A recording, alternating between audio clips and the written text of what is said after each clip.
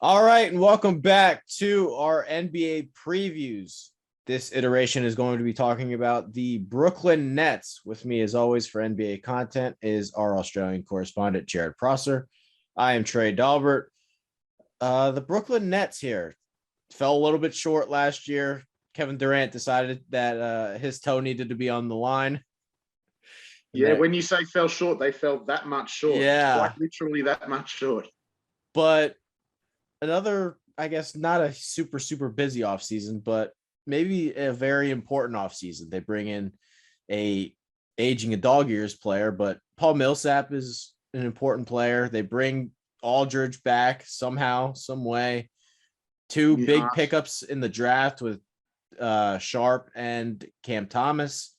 So is this maybe what the Nets needed to push them over the top here? Well, it's interesting. And you look back at last season, and they obviously bring back KD first season after that. Achilles, Kyrie missed a lot of time in his season as the lone star of Brooklyn. But then you bring in Harden, who had to get fit on the court, and then also missed time with his hamstring.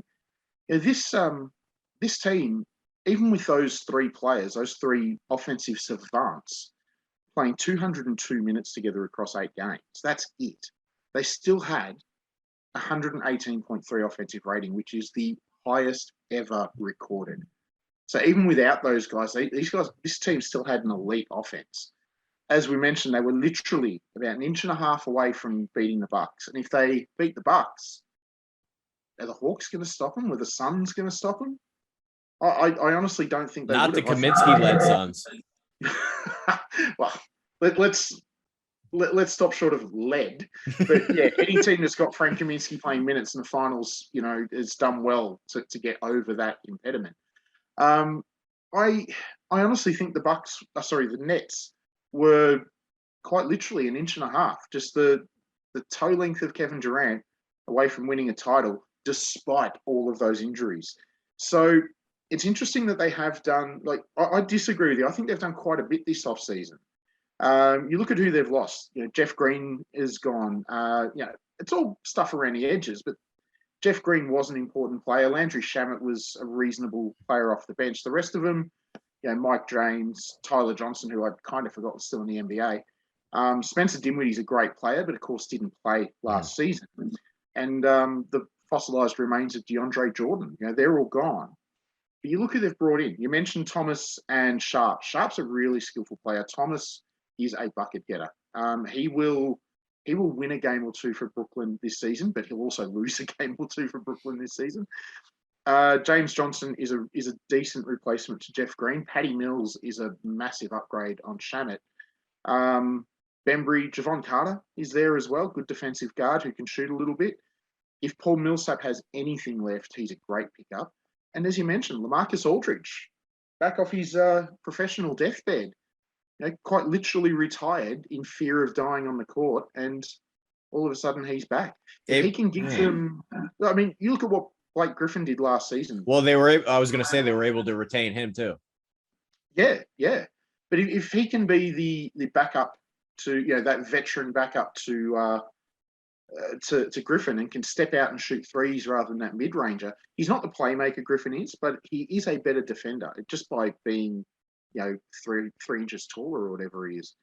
So I think they have done more than what you might think. It's all around the edges, but there's still some really important pieces there.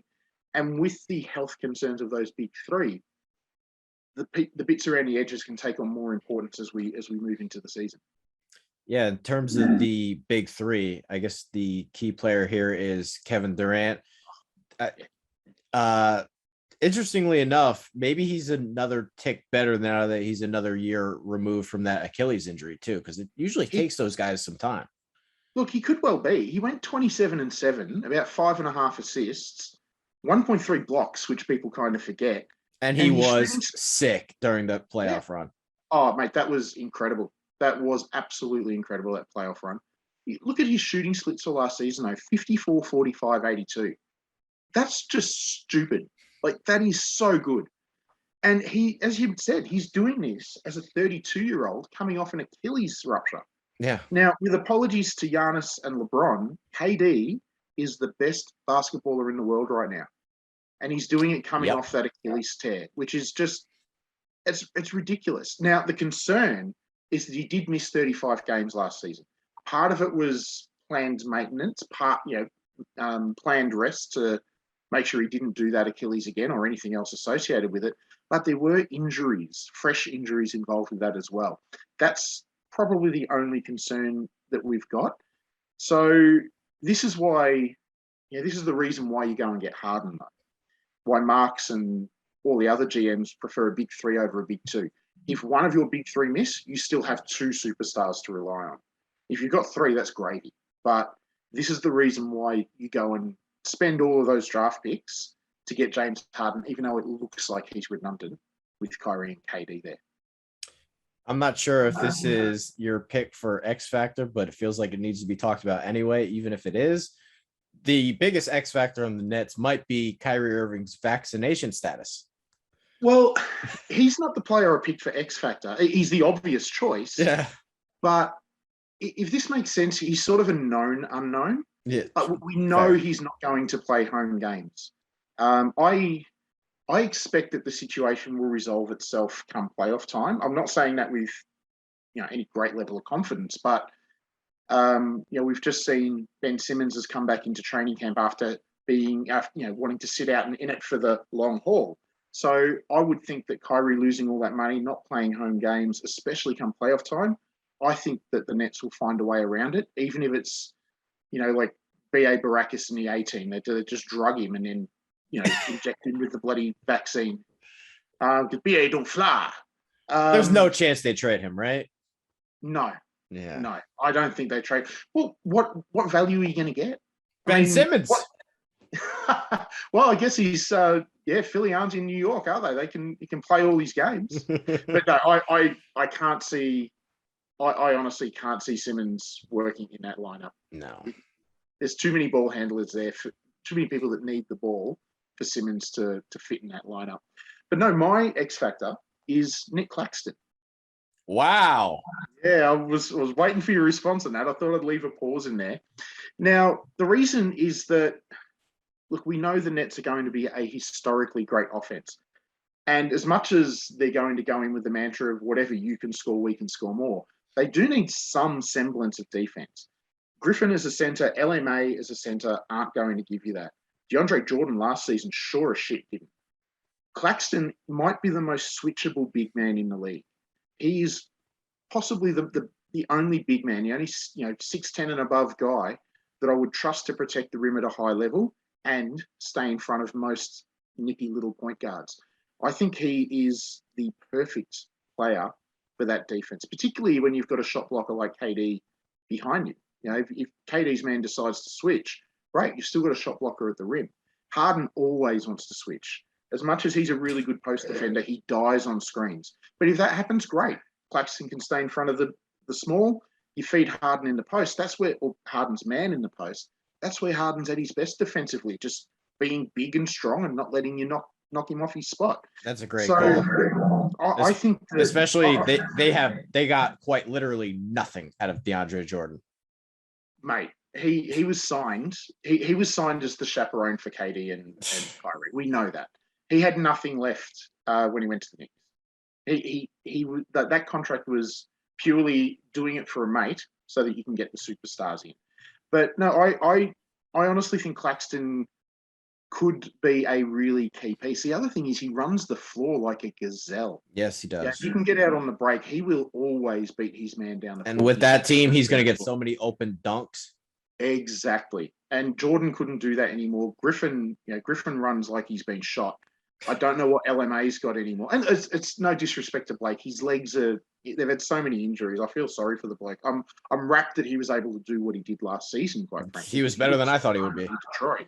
Yeah, same here. But still, he's just, he's not 2015 Blake anymore. So having a guy like Claxton at both ends of the floor would be really, really important for this team. In terms of the season outlook for the Nets this year, probably not a team that is going to take the regular season too seriously. But at the end of the day, where do you see Brooklyn? See, I disagree. I think the Nets are going to Oh, go fairly hard this season. They will give their big three rest, but that's yeah. partly why they've got all this depth. Remember, we spoke about it when we did our Bucks preview, which should be out by the time everyone's seeing this one. Is that the Bucks have their chip now? They'll pull back a little bit, knowing that the playoffs is what matter. We see it with LeBron all the time. He pulls back in the regular season and turns it on in the playoffs. Brooklyn, yeah, of course, KD's got a couple of rings, but Brooklyn as a group, they don't have those rings yet. They need to they need to make sure that nothing is left to chance, and some of that will be getting the number one seed.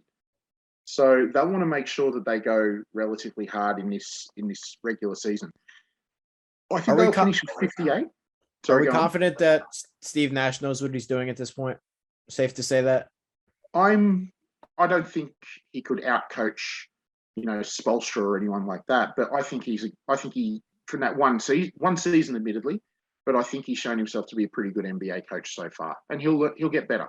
He's a smart man. Yeah. He'll figure things out. But yeah, I think they'll finish with 58, which is slightly above what Vegas have them as. The asterisk with that is injuries. If with Kyrie only playing half the games, if Harden and or KD go down, then this could plummet because they've got a lot of good complementary pieces, but they need those stars to make everything hum.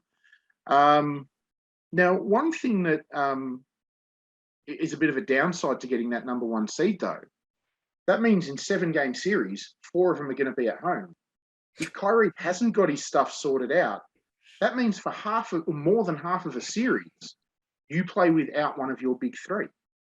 So as much as I think they will go for that number one seed and hope like hell that Kyrie gets his shit together, there is a potential downside to getting that higher seed. They should on paper be favorites, but and to me they are. yeah. Full strength Nets will beat anyone.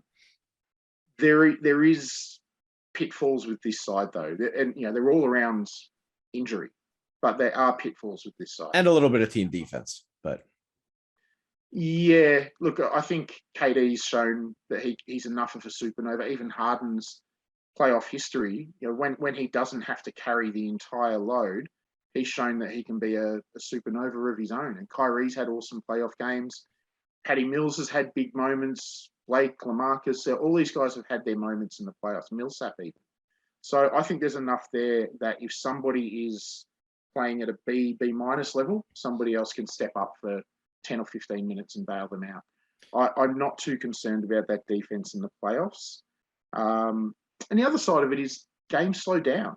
You get half-court games. That's going to help Brooklyn a little bit. Just simply more bodies in the way means that their defense will, just by the natural attrition of a half-court game, their defense will improve. All right, that's your Brooklyn Nets season preview. Probably title favorites on paper, but still a lot of questions to be had with this team. That's going to do it. Make sure to follow Jared on Twitter. That is hey_it's_JP. Myself, Trey Dalbert. Hit that subscribe button, and we will see you next time.